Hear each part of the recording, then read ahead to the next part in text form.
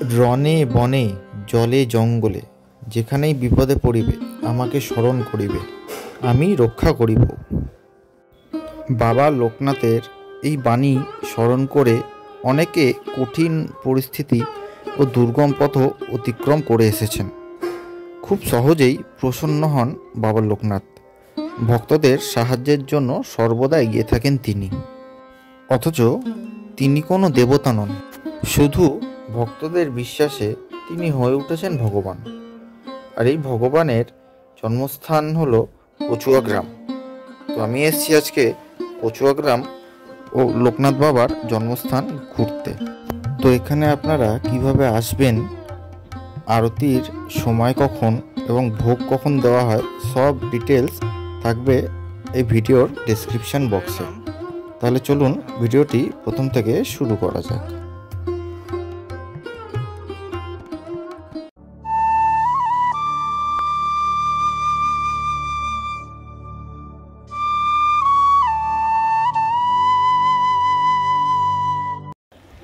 তো চলে এলাম কচুয়া ধাম, লোকনাথ বাবার জন্মস্থান, তীর্থস্থান।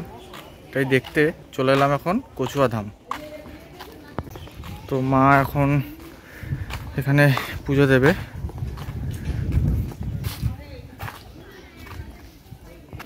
তার জন্য জিনিস কেনাকাটি করবে। তো মন্দিরের পাশেই রয়েছে একটি দুধ পুকুর। এই হলো সেই দুধ পুকুর। মন্দিরে পুজো দিতে গেলে এই দুধ পুকুরের জল গায়ে ছিটিয়ে নিলে তারপরে আপনারা পুজো দিতে পারবেন। এটা মানে লোকাল দোকানদারদের কথা।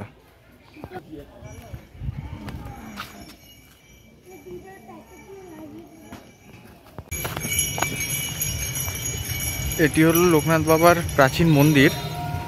এর ইতিহাস হলো, লোকনাথ বাবার যখন 11 বছর বয়স ছিল, তো তখন তিনি এইখান থেকে পৈতে নিয়েছিলেন, এই স্থান থেকে। দিয়ে তারপরে এই সংসারের মোহ মায়া ত্যাগ করে তিনি ব্রহ্মচারী হয়ে যান।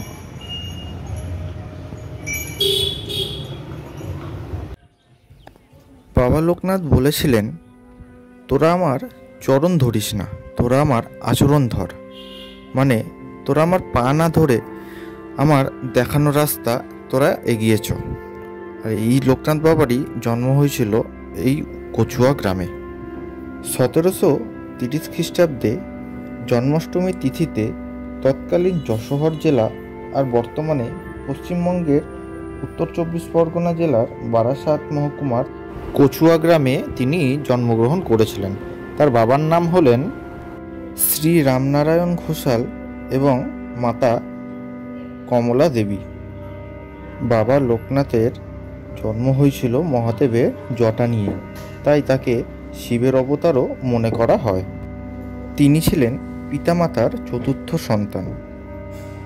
এই সময় মাত্র 11 বছর বয়সে তাকে উপনয়ন করিয়ে পাশের গ্রামের ভগবান গঙ্গোপাধ্যায়ের হাতে সন্ন্যাসের জন্য তুলে দেওয়া হয়েছিল। তার বাল্যকালের বন্ধু ছিলেন বেণীমাধব। বেণীমাধবেরও বয়স ছিল সেই সময় 11 বছর এবং আচার্য গঙ্গোপাধ্যায়ের বয়স তখন 7।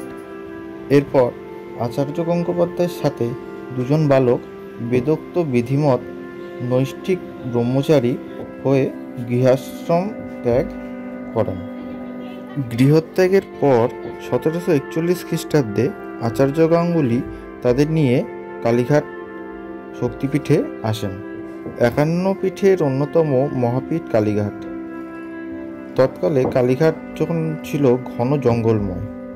কালীঘাটে আসার পর বাল্য ব্রহ্মচারীদ্বয় আচার্যকে সাধন ভজন শিক্ষা দেওয়ার কথা বলেন।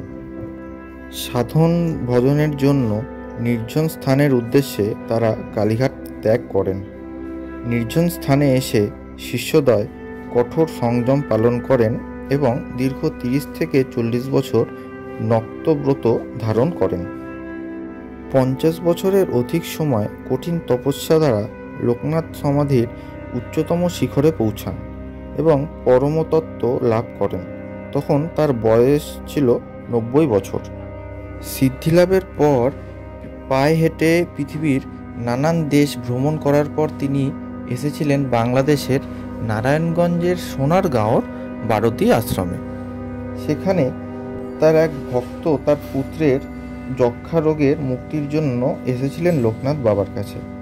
সেই পুত্রের আয়ু শেষ হয়ে এসেছিল, তবুও ভক্তকে কৃপা করে যক্ষা রোগ নিজের শরীরে তিনি গ্রহণ করেন। পুত্র ধীরে ধীরে রোগমুক্ত হলেও কিছুদিনের মধ্যেই তার মৃত্যু হয়। কিন্তু যক্ষা রোগ লোকনাথ বাবার শরীরে ক্রমে বাড়তেই থাকে। এরপর 19শে জ্যৈষ্ঠ তিনি তার দেহত্যাগের ঘোষণা দেন।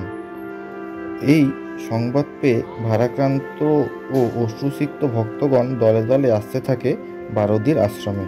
সেখানেই তিনি সবাইকে প্রসাদ গ্রহণ করতে বলেন।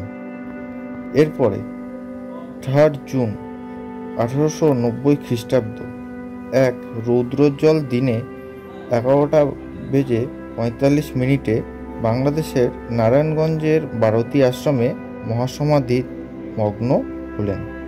এ সময় তার বয়স ছিল 159 বছর।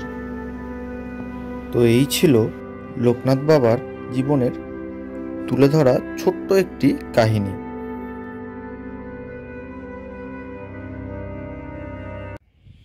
তো ভিডিওটি কেমন লাগলো অবশ্যই কমেন্টে জানাবেন। তো দেখা হচ্ছে পরের ভিডিওয়ে। আজকের জন্য তবে টাটা।